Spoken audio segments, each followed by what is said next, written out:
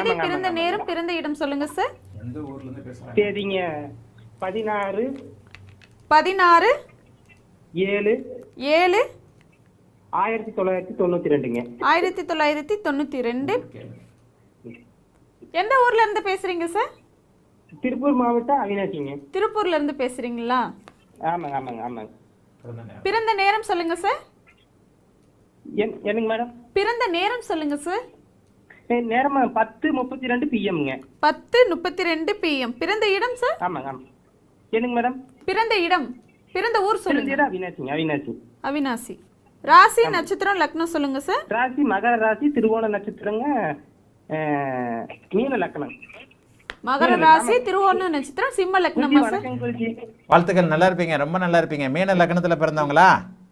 ஆமாங்க ஆமாங்க ஆமாங்க. திருவோண நட்சத்திரம், பௌர்ணமி யோகத்துல மனைவி பிறந்திருக்கிறாங்களே, என்ன குறை? நல்லா தானே இருக்கு. அருமையான யோக ஜாதகம், எல்லா கிரகமும் சுபத்துவமா இருக்கு. அதை கேட்கலான்ட்டு. என்னங்க? சனியோட சேர்ந்துருக்கிறாங்க, அதனால கேட்கலான்ட்டு குருஜி. சனியோட சேர்ந்திருந்தா என்ன? உங்களுக்கு பௌர்ணமி சந்திரன் தானே சனியோட சேர்ந்திருக்கிறாரு. அடுத்து நடக்க இருக்கின்ற சனி தசை சூப்பரா இருக்குமே. ஏங்க இவங்க உங்க மனைவியா? இவங்க உங்க மனைவியா? இவங்க உங்க மனைவியா? ஆமாங்க ஆமாங்க சார். ஆமாங்க சார். நீங்க கொடுத்து வச்சவங்க, அருமையான பெண்ணுங்க. சரி. அருமையான பெண்ணு, நல்ல பொறுமைசாலி, நல்ல பொறுமைசாலி, அருமையான ஒழுக்கமான, கணவனே கண்கண்ட தெய்வம், குடும்பமே கோவில் அப்படின்னு நினைக்கக்கூடிய அருமையான பெண்மணி.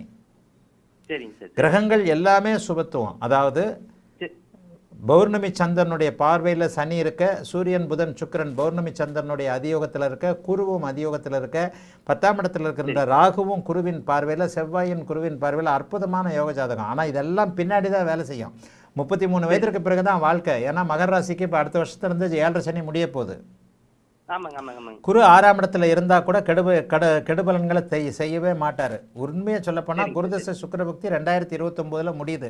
2029ன்றது 37 வயசு. 37 வயதிலிருந்து உங்கள் பெண்ணுக்கு, உங்கள் மனைவிக்கு அருமையான யோக ஜாதகம். இந்த அம்மாவை வச்சு நல்லா இருப்பீங்க. இந்த அம்மாவை கல்யாணம் பண்ணது நீங்கள் நல்லா தான் இருக்கிறீங்க. நல்லா கேட்குறேங்க சார், அதெல்லாம் ஒன்றும் பிரச்சனை இல்லைங்க. அடுத்து வர சனி தசை, பாதகாதிபதி தசை அந்த மாதிரி சுபத்துவம் ஆகக்கூடாது அப்படிங்கிற.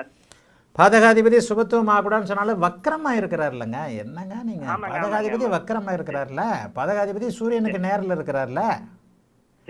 பாதகாதிபதி பாதக ஸ்தானத்திலேயே ஒரு வலிமையாக இருந்து வக்கரம் இல்லாமல் இருந்தால் தாங்க பிரச்சனை. உடனே எல்லாரும் பாதகாதிபதி சப்ஜெக்டுக்கு போயிடுறீங்க.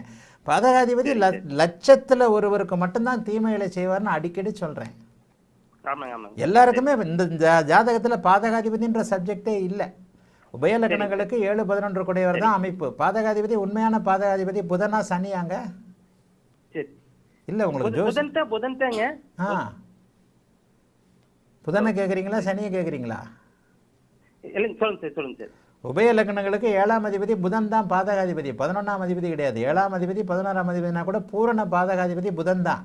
அந்த புதன் 7ஆம் இடத்துலையே இல்லை, அவர் 5ஆம் இடத்துல இருக்கிறார். நல்ல ஜாதகங்க. பாதகாதிபதி இகதாதிபதி இந்த சும்மா வாய்க்கு வந்ததை ஜோதிடர்கள் சொல்கிறதெல்லாம் பார்க்க வேண்டாம். பாதகாதிபதி சப்ஜெக்ட்ன்றது அத்தி புத்தார் போல லட்சத்தில் ஒருவருக்கு மட்டுமே தீமையை கொடுக்கக்கூடிய அமைப்பு.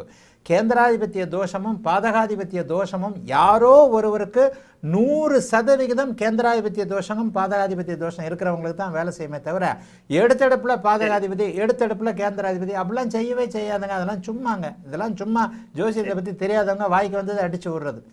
இந்த மாதிரிலாம் இந்த பெண்ணுடைய ஜாதகம் அட்டகாசமான அருமையான ஜாதகம். லக்னம் சுபத்துவத்தோடு இல்லை என்றாலும் கூட ராசி சுபத்துவமாக இருக்கிறது. லக்னாதிபதி 6ல் தான் மறையணுன்றதை நிறைய இடங்களில் சொல்லியிருக்கிறேன். கேதுவை தவிர்த்து மற்ற எல்லா கிரகங்களும் குருவோடு வளர்பறை ஒளிபொருந்திய சந்திரனோடு பௌர்ணமி சந்திரனோடு சம்பந்தப்பட்ட அருமையான ஜாதகம். சரிங்களா? வாழ்த்துக்கள். அடுத்து வரக்கூடிய தாசா ரொம்ப நல்லா இருக்கும். 37 வயதிற்கு பிறகு குருதசை சுக்கிரபக்தி முடிஞ்சதுக்கு பிறகு யோக அமைப்புகள் கண்டிப்பாக ஸ்டார்ட் ஆகும். வாழ்த்துக்கள், நல்லா இருப்பீங்க. அழைத்ததற்கு நன்றி ஐயா. வணக்கம். குருஜி நேரம்.